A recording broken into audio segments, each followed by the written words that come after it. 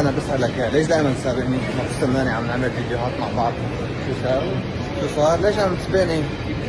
عم نعمل فيديوهات مع بعض نحن. نحن بالاماكن. اماكن مين يا اخي؟ احنا هلا رايحين، احنا هلا بمول اسمه اي اف AFI مول.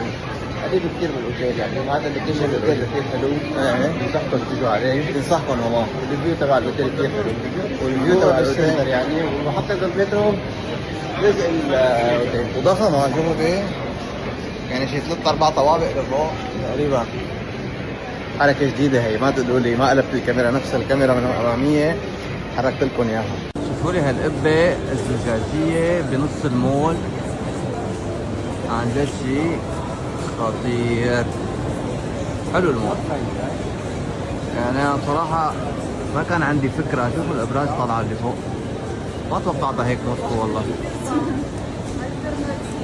هلا هو عم يسحب بمحل صرافة.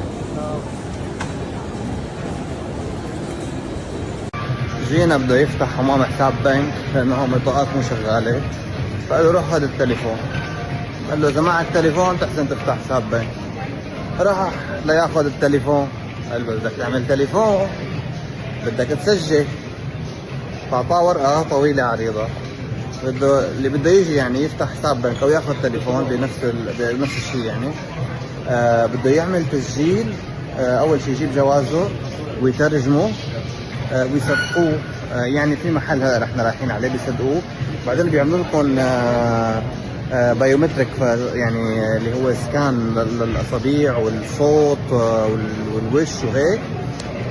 وبعدين في خطوه ثانيه من الورقه، هلا انا ماني متذكرها. وبعدين خلص بنمشي الحال، يعني بتصيروا قادرين انه انتم تطلعوا خط تليفون تفتحوا حساب بنك مشان شو اسمه، يعني تحسن تستخدموا بطاقات وتحسن تاخذوا تليفون.